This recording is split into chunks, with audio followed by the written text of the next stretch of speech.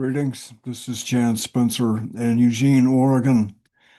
I would like to share the second of two video presentations I will be making at the Global Earth Repair Convergence this weekend in Port Townsend, Washington State. The first one was Suburbia and Paradigm Shift, and this presentation is more an overview of Paradigm Shift. I have a website devoted to Paradigm Shift, and this presentation is more an overview. The previous one had more focus on suburbia. So let's do a screen share.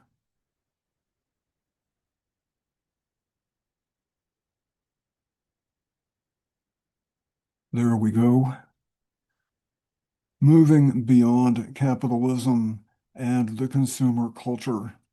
I have uh, many items, videos, podcasts, and articles, and there's links on my website. And this is my website, a primer for paradigmshift.org. And I have another website for almost 25 years, suburbanpermaculture.org. This is a graphic that is a brief overview, actually, of paradigm shift. These are important elements of paradigm shift. Uh, I believe humans have enormous personal and collective capacity for doing good stuff. Uh, Paradigm shift definitely reducing our ecological footprints. Does that mean it's degrowth? Yes, it does. Prioritize time and money. What do we do with our time and money? There's no shortage of money to create a healthy and sustainable world. There's no shortage of money and know-how. It's just a matter of how we prioritize our time and money. Be the change. Everyone has a place in paradigm shift. Paradigm shift to a wider audience. We'll take a closer look at that. We have a lot of allies and assets for creating actions. Building civic culture, that is a core aspect of paradigm shift. People being engaged in the life of where they live for the good of the community. Make common cause with allies and assets. As mentioned, we have far more allies and assets than we realize. Paradigm shift economics, uh, an economic system uh, welcoming to paradigm shift would look very different from what we have now. Permaculture is a set of principles and ideals, a strong, powerful tool for paradigm shift. The wisdom of the world's great spiritual traditions will take a closer look shortly. So there are two terms that are important. I use these a lot, so I'm just going to read this. And remember, when you are watching this uh, presentation on YouTube, you can pause at any time and take a closer look. You can take all day if you like. But these are two important terms I use a lot when I'm talking about sustainability and paradigm shift. The consumer culture. The consumer culture, as used in the primer, refers to the socio-cultural economic phenomena where the core aspirations of society are socially engineered by way of advertising and media for people to focus on the excess consumption of energy and products in their lives at levels far beyond an amount needed to satisfy comfortable needs. There are many additional outcomes produced by the consumer culture that give rise to the ideas of paradigm shift. There's lots of reasons for paradigm shift. So when I use the term paradigm shift, I'm referring to paradigm shift is the purposeful movement towards a society that takes care of its needs within the boundaries of the natural world. That society would place a high value on building civic community culture and uplift of the spirit, both as individuals and as our neighborhoods, our communities, our entire society. That society would be served by an honest and responsible economic system, which, of course, we don't have right now. So a big focus of the conference I'm going to is restoration of the natural world. And of course, we want to restore the natural world. I think that that restoration is going to also require that people use less stuff. So, and that means moving past capitalism and the consumer culture. I have a part of my website, a primer for paradigm shift, of sound bites, and these are just nuggets of dense information that occurred to me, and I write them down when they occur to me. So I put them all in one place, so you can find these sound bites on my website. The consumer culture is brilliant at turning reasonable needs into oversized wants. And there's more. Again, you can pause here and take a closer look if you like. So, of course, this is our planet. Where's the next uh, bit of real estate in the cosmos that looks like this? We kind of don't really know. There probably are, but not anywhere nearby. We should be taking good care of this place. Brief highlights from a primer for Paradigm Shift. We'll be taking a bit of a closer look at some of these. A critique of capitalism and the consumer culture, aspects of paradigm shift, real life examples of paradigm shift, be the change, taking paradigm shift to a wider audience.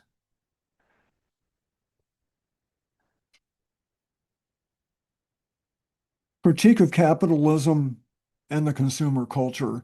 We're going to go in for a closer look at these topics right here. And of course, the website goes into more detail as well. I mentioned these in the other presentation about suburbia, but I'll go into just a little bit more detail here. First, the common denominator, when we take a look at almost all the problems we have, whether they're social, they're environmental, political, economic, public health, affordable housing, substance abuse, practically you name it, the common denominator comes back to our economic system over consumption of energy and resources. An economic system that sells products that are known to damage public health, and even encouraging the use of damaging products. What can you say about an economic system that allows that? Uh, the there's one of many reasons for paradigm shift. It's a completely dishonest economic system. So here are several of these mythologies.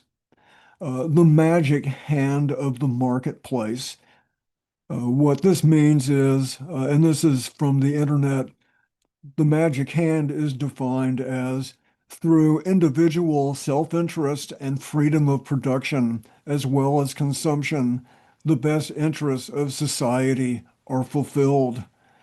How can anybody even imagine giving any credence to a comment, a statement like that? We have a society where basically you're only limited in how much you can consume by how much money you have to buy it. And even excess is celebrated. So the reality is the best interests of society are not fulfilled by widespread and largely avoidable damage to people and planet. The economic system wants as much consumption as possible. A society, an economic system that encourages using lots of stuff just because there's lots of stuff there. Uh, Corruption is not an adequate word to describe a economic system. And when people continue to buy those products, they're part of the problem too. So that comes down all kinds of pollution, uh, obesity, damage to people's lives in other parts of the world, so Americans can have enormous ecological footprints, clear cuts to build oversized houses, and an ugly urban landscape devoted to cars, junk food, uh, because junk food makes more money than healthy food. Uh, Billions, hundreds of billions of dollars of medical costs that are totally avoidable, uh, medical expense to repair the damage of overconsumption. Informed choice. The myth is give the buyer honest info about a product and let them decide what's best for them. Sounds totally reasonable, but that information doesn't include the consequences of uh, the production, the transportation, the selling, and the disposal of that product. It doesn't mention those expenses. That kind of gets us into the realm of external costs. Informed choice and external costs are very closely related. But the reality, we do have external costs. The price paid ignores the damage using the product to the damage to people and planet. And of course, I use fossil fuels, particularly gasoline, oil, air pollution, water pollution, the occasional spectacular industrial accident, again, medical expenses, again, these people, I'm told, in Ecuador, this is a lagoon with oily water. You can imagine before the oil there, these people had a clean environment for meeting their needs. The military to protect all this, like what's happening in the Persian Gulf right now, it's all about oil because it's such an incredibly essential part of the economic system. And so is the United States with its enormous military to facilitate commerce because uh, a small but very wealthy group of people has a lot of money at stake with oil and access and moving their products around the world. Of course, the United States isn't alone with that, but the logic of capitalism has delivered us to globalization, and that arrangement requires a lot of energy and fossil fuels to move stuff around all over the planet. It makes things cheap, but only in the short term. It becomes more expensive in the long term. And of course, urban areas devoted to cars. Uh, when you buy your gasoline, there's no mention about what an ugly public landscape most of us live in. We don't hear what the cause of climate change are, or all the accidents that damage people and property. We don't really think about that when we buy oil, or we don't think about the problems buying all kinds of other products too. Economic efficiency. Economic efficiency, so we're told, is when all goods and factors of production in an economy are distributed or allocated to their most valuable uses, and waste is eliminated or minimal. How could anybody take that seriously? Uh, the whole system requires waste. The whole system uh, depends on people using far more than what they really need to take care of their needs in a comfortable way. Again, we have many of the same images. I'm particularly critical of suburbia and automobiles, but somebody with other interests could provide a whole different set of images that show why the system is so unbelievably inefficient. It thrives. It requires inefficient urban design, inefficient transportation, inefficient use of resources. It thrives on waste. It could not survive. If this was true, our economic system would look nothing like it does right now. Capitalism and democracy, the myth, capitalism is the best economic system for democracy. And again, whoever came up with that idea, maybe sometime in the past that uh, would seem a little bit more reasonable. But when you have the wealthy 1%, the wealthy 1/100th of 1% that own such an enormous disproportionate amount of financial wealth translates very much into political access. Why do you have the big corporations and wealthy people donating millions and millions to election campaigns? They're not just giving that money away, they expect something in return.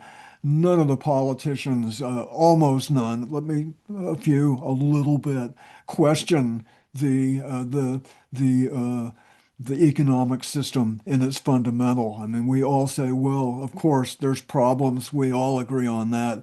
But those problems to maximize profits and externalize the cost is totally baked in to this economic system. And few uh, politicians, elected officials are going to go into that realm of discussion. A few kind of do, and thank you for those people. But uh, the Republicans and the Democrats control the political system, and they both serve the economic system. They're not exactly the same, but they're pretty close. Gross national product, the myth. Gross national product is the total value of all economic activity. It's the best way to measure economic and societal well-being. The more economic activity and growth, the better. Well, that's kind of what capitalism depends on. It borrows a lot so it can invest and make just everything bigger. So it's got to be able to pay back those debts. That means it needs to be larger, and uh, the measurement is the more growth, the more money changing hands, and the faster that amount grows and increases, the better. But the reality, GNP does not differentiate economic activity.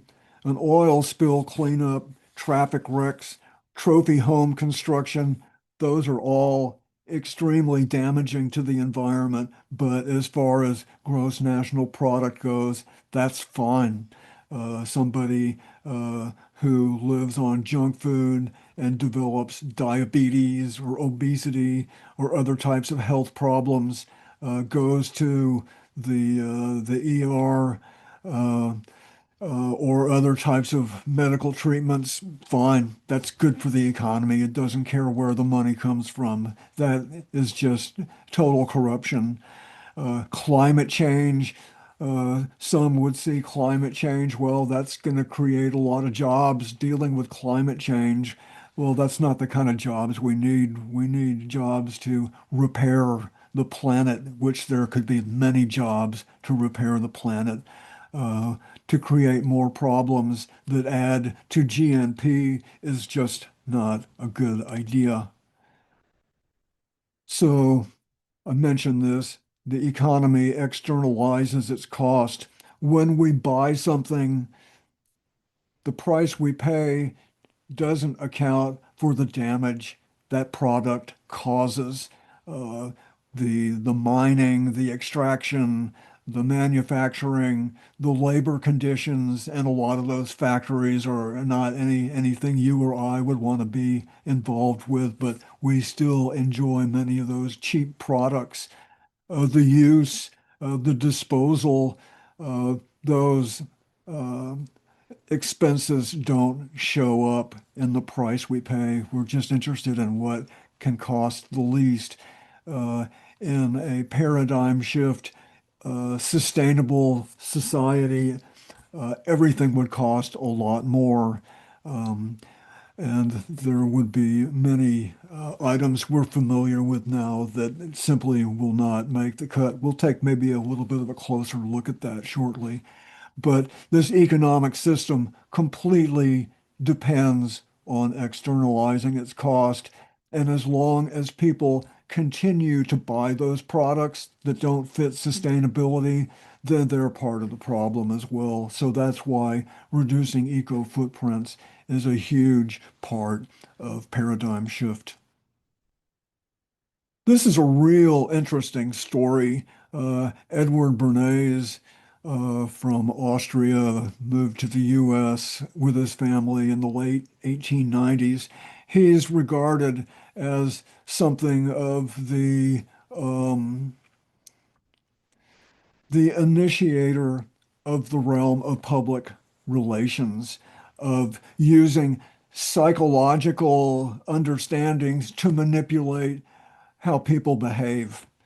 So he wrote a book in 1928 named Propaganda. I've read part of this book. It's not a very big book, but wow, you want to read some of it over and say, wow, uh, the society that he's describing and envisioning is exactly what we have today, and that is where a few somewhat chosen and capable people with the intellect to know how to run the big show, they're provided that task, and then the vast majority of people are asked to go amuse themselves with the consumer culture and leave the decision makers alone so they can do their job. And of course, most of their job is on behalf of the wealthy so they can add to their already existing fortunes.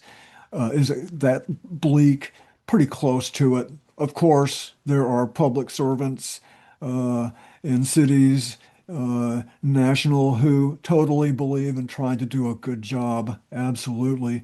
But the whole system undermines those kinds of ideals. It's why we still have this economic system, and we're not really making any uh, uh, recognizable progress in dealing with so many of our problems because solving the problems doesn't make as much money as creating those problems. So Edward Bernays, I go into more detail on my website. I'm not going to go into a great deal of about Edward Bernays, but this vision that he and others had um, is exactly what we have now, the consumer culture. Keep the masses happy and distracted. And that's exactly what we have. Why is this important? I think many people, when they realize to what such a degree that we've been manipulated our entire lives, would possibly find that kind of upsetting. And maybe that can serve as motivation to help create a healthy alternative to what we have right now. So have a big interest in cars and urban design. There's a history to suburbia. There's a history to why we have a society that is so dependent on automobiles. And the simple reason is because spread out landscapes with freeways and lots of cars makes a lot more money than sensible, compact urban design with public transit and with a lot more of what you need closer to where you live, so you don't need to have a car. So there's a fascinating history of suburbia. Of course, the omnibus here. This is a urban freeway. This is in Detroit that says through mostly minority neighborhoods to allow suburban white people to go to their jobs downtown. This was happening more in the 50s and 60s. This isn't happening so much now, but the legacy is still there. The Great Depression was a big leap forward for suburbia. Suburbia actually is a make work project, create jobs, create lots of products to fill up all those suburban houses. So the Great Depression fits in with the history of suburbia. So does the need for new residential infrastructure after World War II. Lots of GIs came back from the war. There was a shortage of places to live. Government policy purposefully favored suburbia, and Levittown is one of the outcomes of that. Started in Long Island in the mid 1950s. So suburbia and cars are a good example of our economic system at work. It prefers lots of stuff being used, whether it's really needed or not, but the more consumption, the better. So this is a little bit of dark humor. I did this bit of a Photoshop right here, a very crude, but I think effective Photoshop. I say the United States is a socially engineered cargo cult with all the advertising, with all the media, the influencers, the galas with people dressed up like they're in Halloween. My gosh. But that is, we're taught to value this kind of make-believe. So the connection here is that in World War II, the United States needed to build bases in the South Pacific in the slow movement towards Japan during World War II. So they built bases on these islands, and the locals there, most of them kind of out in the middle of the Pacific, when they started seeing some of these ships arrive full of jeeps, prefab buildings, radar, all the stuff that you would need to create a military base. They're just going like, wow, this is awesome. They really liked it. Of course, humans like gadgets. Uh, so the locals on many of these islands came to really value, and many of them were employed at the bases as well. And they became kind of used to the communications and some of the food and the technology. It's impressive, of course. And the war ended, so the bases ended as well. The ships came back and they took a lot of that stuff away. And the locals are there wondering, wow, where did it all go to? They developed these cargo cults. They've been called cargo cults, and they began to simulate the behavior of the soldiers and the people working at those bases, the marching formations, the airplanes, the radars. They simulated a lot of what they saw in hoping to attract all that stuff to come back. Well, in sort of a similar way in our modern times, people go through rituals. We have shamans, we have make-believe in our own modern culture, hoping to attract lots of stuff, just like the people there on those Pacific Islands 60 or 70 years ago. We have our modern day cargo cult, the rituals of commuting, the shamans, the influencers. We have our own counterparts for our modern day cargo cult. And then, of course, uh, several high level US politicians have been quoted saying the American way of life is non-negotiable, meaning that this is what you have and you can't have anything else. And this is just one of the most cynical uh, comments of policy or intention I can think of. Well, the fact is, we do have a choice, and there are more and more people creating alternatives to the system. It's a small beginning, but of course, the hope is enough people uh, make paradigm shift a part of their life, and it grows in scale, and in a peaceful way, we begin to replace the current system. Is that a far-fetched idea? It is a very hopeful idea, but history is dynamic, and these kinds of ideas are going to attract a lot more attention as time goes on, as our current system continues on its very real, in real time downslope. So, aspects of paradigm shift. Let's switch the vibe here just a little bit. Um, Paradigm shift is going to require people using less stuff. The footprint of the average American, we've seen different ways to kind of measure and compare. The footprint of the average American is just about the largest in the world. I've traveled a lot, and uh, I know what life is like here, and I know what life is like maybe 35 or 40 million, or 35 or 40 other countries. And even though the U.S. is the role model, it's still the U.S. has the biggest footprint. We have the most responsibility to reduce our eco footprints. The footprint calculator by the what is it? The global footprint. Uh, well, I can't read that, but it's you can find this online, the footprint calculator. If you look up the Global Footprint Network, I think is what that is. This is a an opportunity for a person to evaluate their own footprint.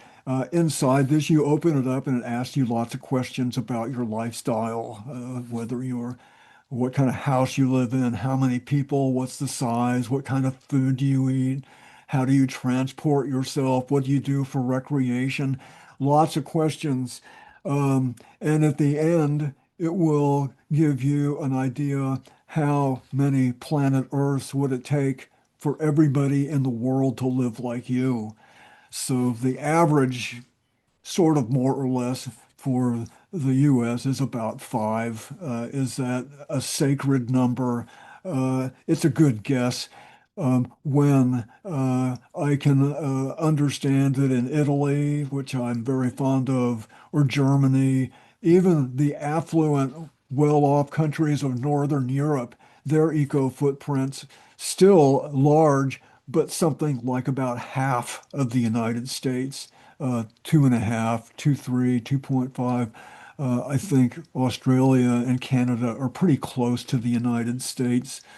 So this is an important first step in the realm of one's own personal paradigm shift to get an idea about one's own consumption. And then when we understand that, we better understand how we can reduce those footprints. So, and then this graphic right here, the pie needs to be more equitably sliced up, but that pie needs to be a lot smaller as well in terms of our entire society. Are a lot of people going to go along with this? Of course not. But we're either going to get along with it and make this happen, or we're going to wish that we had, because the current setup is just not sustainable. It's not ethical. It's not even desirable in the first place. Principles and ideals. Um, I really like the wisdom of the world's great spiritual traditions. Almost every great spiritual tradition in the world has these common denominators. Um, I'm not talking about the religion. These are the social behaviors, care for the natural world, modesty of lifestyle, service to the community, uplift of the spirit, accountability for our actions. All of these great spiritual traditions and structures should all be working much more closely together.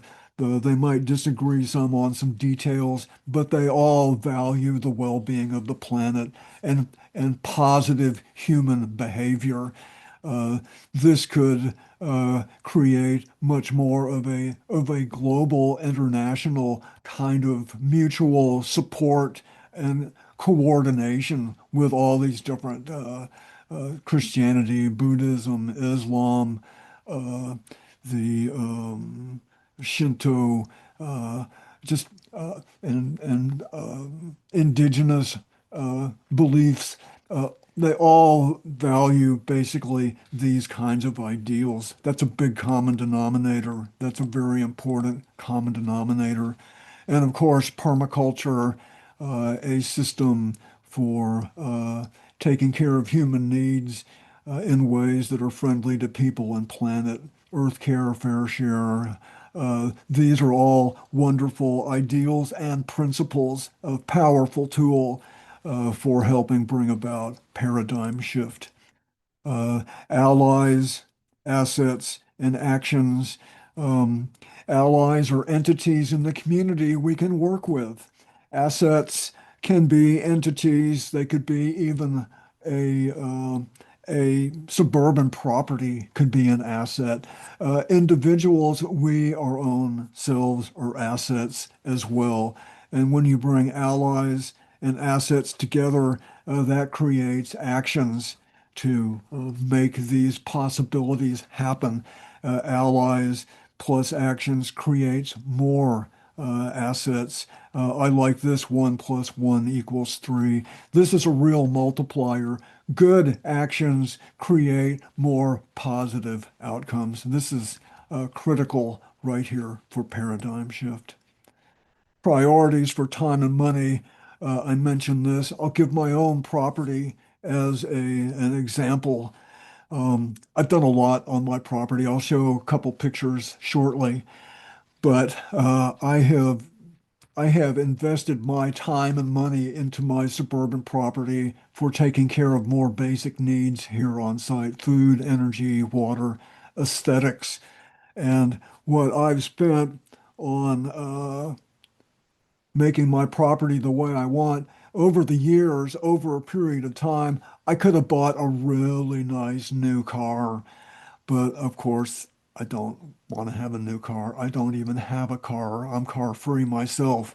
But instead of a big kitchen remodel or a new car or some big other kind of expense that doesn't really accomplish a lot, in my opinion, I've invested in my property to reduce my eco footprint and be a place I can show and tell what suburbia can look like. These are some of the actions I've taken.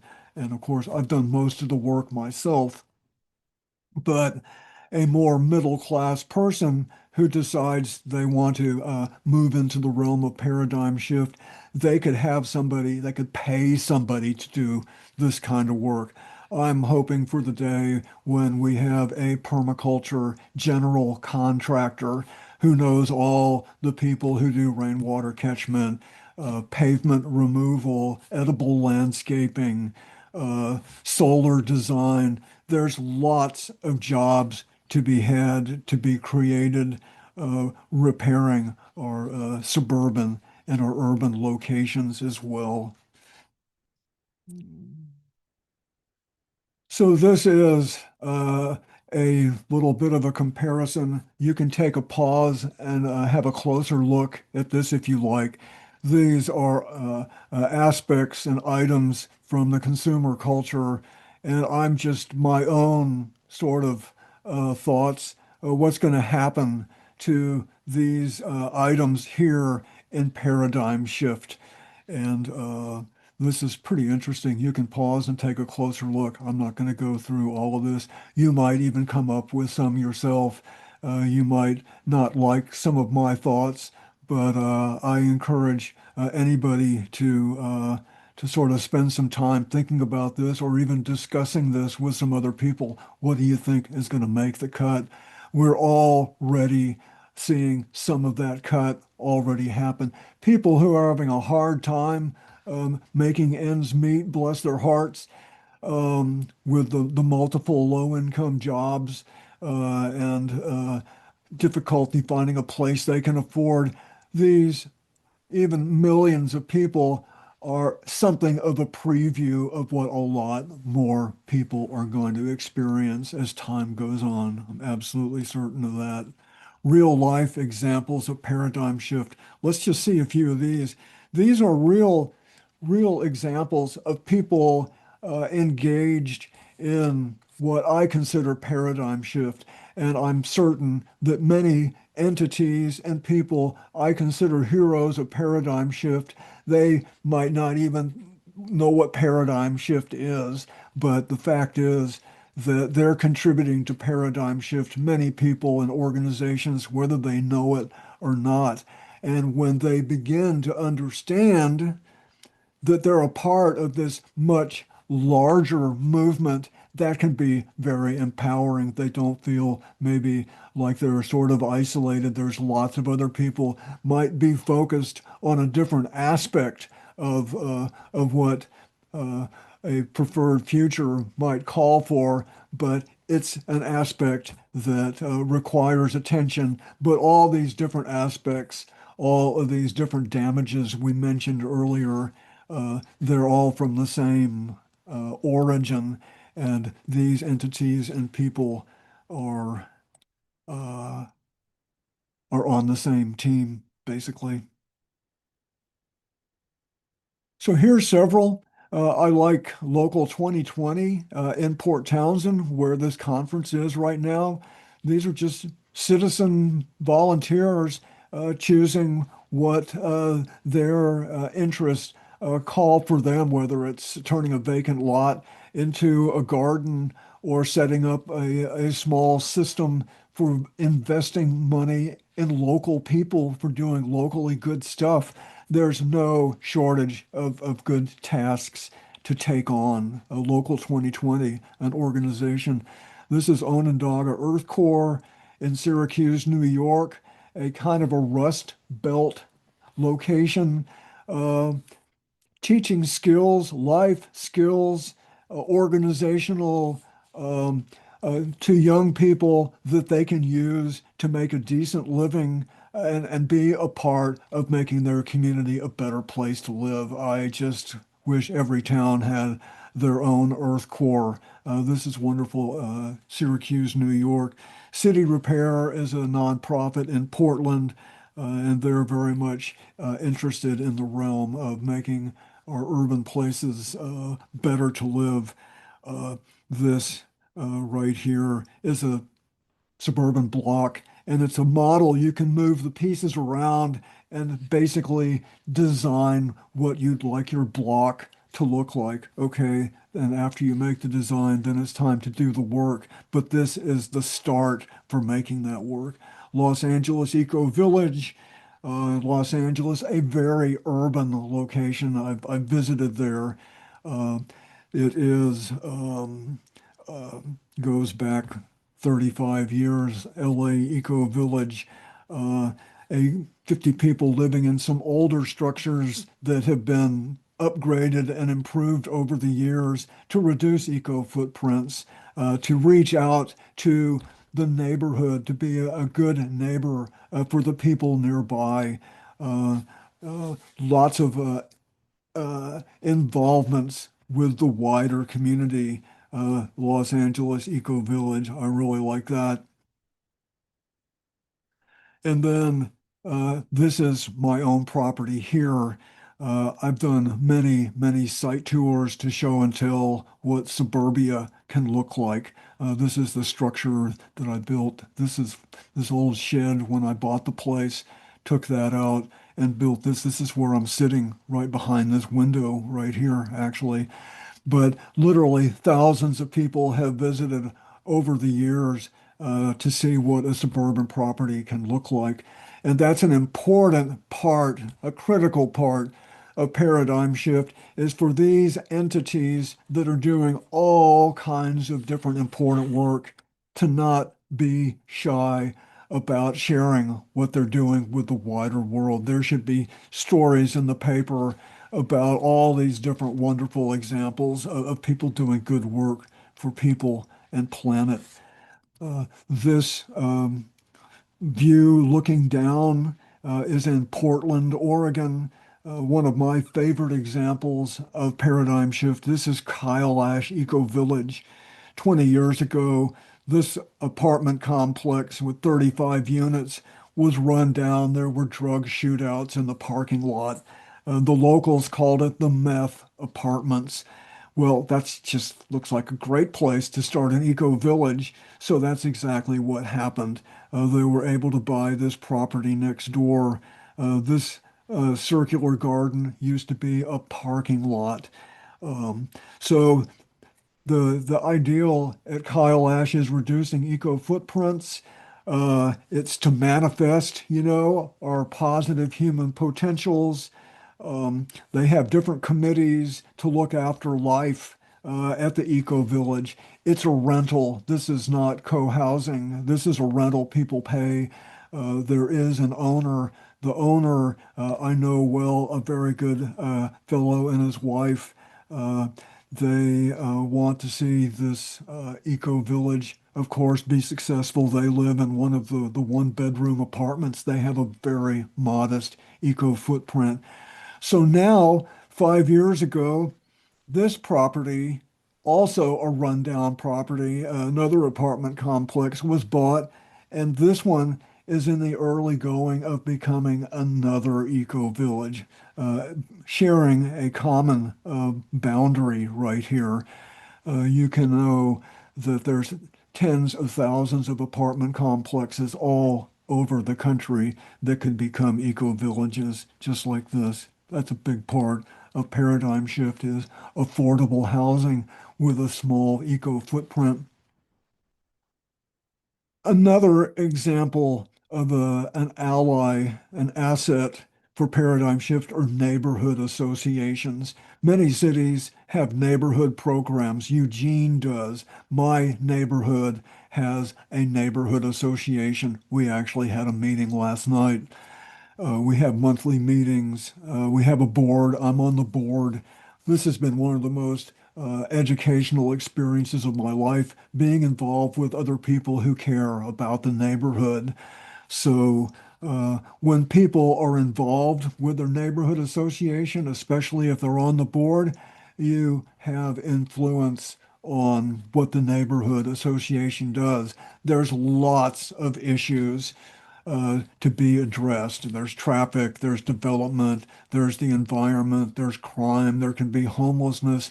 For our neighborhood association, permaculture, and in a discrete way, paradigm shift is a slice of our neighborhood association's pie of activity. And there's other people on the board also very much into permaculture and paradigm shift as well. We touch on a lot of issues, but neighborhood associations are really kind of the nursery of learning civic skills of working with other people. These are so important.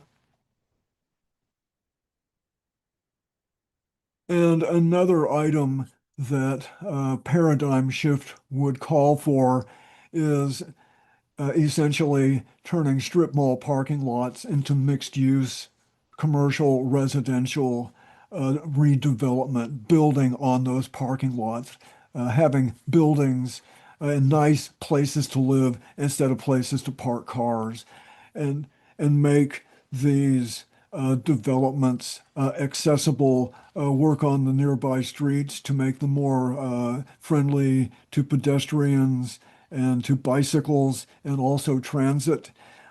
There are untold thousands of suburban strip malls just like this, some bigger, some smaller, all over the country. They could become micro downtowns to address a lot of important needs.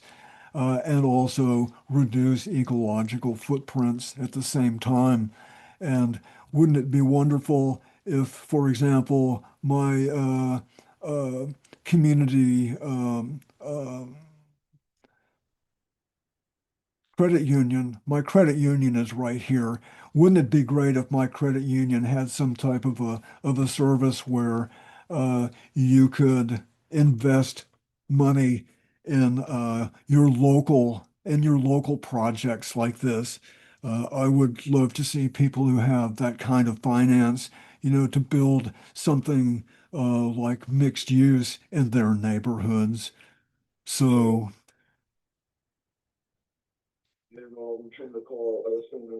this is a across the ocean.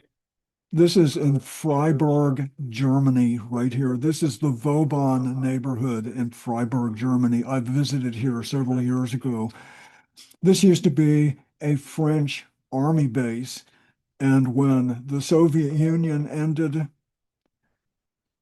uh, they decided they don't need to be there anymore. So then the city of Freiburg gained control over this. I think it's 400 or 500 acres. It's a pretty good sized place. And they decided to build a neighborhood that actually discouraged having automobiles. So there's this tram that goes right through the middle. Probably the population's about 1,500. This is not a separate town or anything. You can take the tram to downtown Freiburg. It takes about 12 or 15 minutes. But this is so green. It was done to protect the existing trees. This is a very popular place for people with kids also because kids can go around here and not have to worry about cars. You can't park cars where your apartment is. You have to park your car at a city location, and it's going to cost you a lot of money to do that. Some people do that. My friends don't have a car. They don't want a car. But Vauban neighborhood in Freiburg, Germany. This graphic compares Atlanta, Georgia with Barcelona, Spain, and the two have similar urban populations. And this is what suburbia does to your urban footprint. And of course, Barcelona is pretty dense, even by European standards. But the point here is there is virtually no way that Atlanta or Houston or Phoenix or dozens of other large cities in the U.S. are ever going to have a functional transportation system. There's just not enough money to build all the light rail and the trolleys and the trams. There's no easy exit from what's been created here. And of course, Atlanta, Dallas, Houston, they all have small little light rail systems, absolutely, but most of them had far more extensive rail transit uh, 70, 80, 90 years ago. But the cars sort of overran the cities. That's part of that suburban urban story. So this is an actual photo of Barcelona. I took this picture right here. I was walking around in this part of Barcelona that's known for super blocks, super islas, super islands.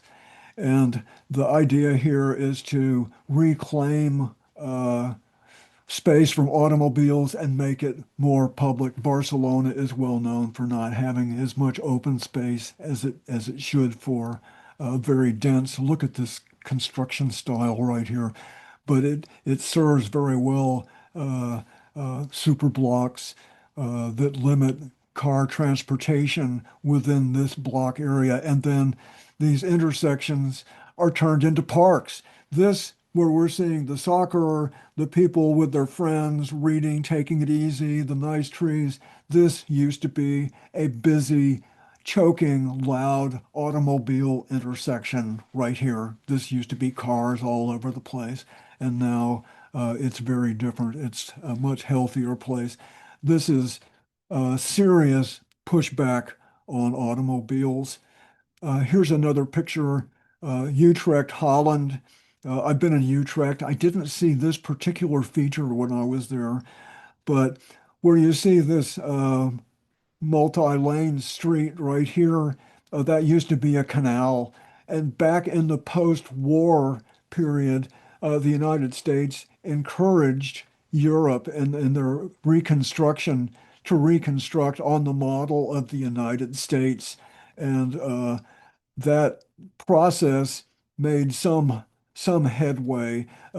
This canal was turned into a highway, but after a while, in the 60s and the 70s, a lot of people, particularly in Northern Europe, um, identified we don't want to evolve like the United States urban places. They pushed back uh, in lots of different places. Of course, there's public transportation is much better. The cities are much more dense. There's much nicer public places. So the highway was removed and the canal was restored. You can see these steeples here. Those are the same steeples as these here. That must have cost a lot of money to take out that highway and turn it into a canal. But once again, people in these places value uh, public places a lot more than here in this country. So be the change. We are all assets. Be the change means become a part of the world that we'd rather see. Can be volunteer. There's just untold opportunities to be involved. I mentioned neighborhood associations. Uh, Almost every public interest organization would welcome people to come and help with what they're doing. That's part of being the change. Our own lifestyles. We're on a bike. We're vegetarian food choices, a low impact lifestyle. That's all being the change. Being visibly with these kinds of lifestyle has an effect on other people as well, and that's just positive, reducing eco footprints. And these are all examples here of building community culture. And community culture can be a lot of fun to create as well. It needs to be fun. It has to be fun. So these are actually several articles that I've just seen recently. I was aware of some of this before, but these are articles in mainstream publications, and what they show is an early form of paradigm shift. For example, the LA mansion tax in Los Angeles, homes over like 5 million, over 10 million, they pay what's called a transfer tax. Part of the selling of that home is a tax to raise money for affordable houses and to address some of that financial disequilibrium of some have so much and many have so little. There are now, well, there's more than 5 cities with congestion pricing. New York just started doing this a year ago, where you pay to go to a particularly congested part of Manhattan, kind of south of Central Park, going down to Lower Manhattan. You have to pay to go in there unless you live there. But it discourages people from taking frivolous trips into that part of Manhattan, and it's raising a substantial lot of money to upgrade public transportation. There are other cities, many cities in Europe. I think London started doing this over 20 years ago. It's pushing back on cars increasingly. Here also in New York City, considering a second home tax, something a little similar to the mansion tax, not the same though, but this is for wealthy people who might have multiple homes all over the world. Maybe they come to New York City for a few weeks or a month every few years. Well, these people can afford a tax to help make New York City a better place for the people who live there full time. Of course, it's controversial. This is one I just saw for the first time in the New York Times, Amsterdam and other cities are limiting advertising in city locations that promote fossil fuels, uh, meat, eating meat and dairy products, and exotic vacations. Genova, Italy is another location. The thinking is, well, we've got all these problems with climate change, and here we're advertising the very behaviors that cause these problems. This is a huge change in thinking by mainstream entities, and for these stories to be reported in the mainstream media is hopeful. This is a beginning. Of course, this all needs to go much further, but this is hopeful. So, paradigm shift to a wider audience. This is the last aspect. We're coming in for a landing here. Um, as I mentioned, uh, that all these different issues, all these different challenges and problems have a common denominator, and all these organizations, so many different kind of organizations are essentially on the same team.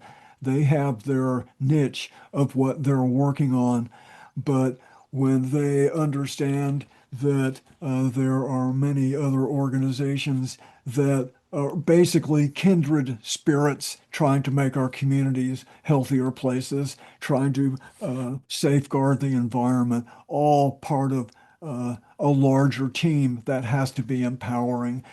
Anywhere from, I like to refer to the American Association of Retired Persons, the League of Women Voters, uh, uh, environmental organizations. They all have a lot in common. You could even include uh, uh, the organizations such as Occupy Wall Street, Black Lives Matter. All these organizations have a lot of overlap and would do well to work more closely with each other. Economic justice, health, environment, um, peace and U.S. foreign policy, they're all efforts to address the problems of overconsumption and the footprint, both ecological and also cultural, of the United States. An immense movement ready to discover itself. Thousands of progressive organizations, all on the same team. So, what could that sort of look like? The American Association of Retired Persons already advocates a lot of good topics such as healthy eating, walkable communities and neighborhoods. These are what they suggest for living more healthy for people in their later years, which I include myself in that. But what if the AARP got a little bit more down to explaining why we have these problems in the first place? That it's the economic system, that it's overconsumption that's causing so many of these problems. What if they had stories on their website, in their magazine, in their monthly newsletters, uh, for example, explaining, wow, look at this place in Portland, Oregon called Kailash Eco Village. Look what they're doing with restoring a rundown apartment complex into uh, uh, an eco village. And just say, for example, we were a little bit more progressed in our evolving, that article might also include check your local credit union or bank. You may have some capacity to invest in something local that does the same as Kailash Eco Village.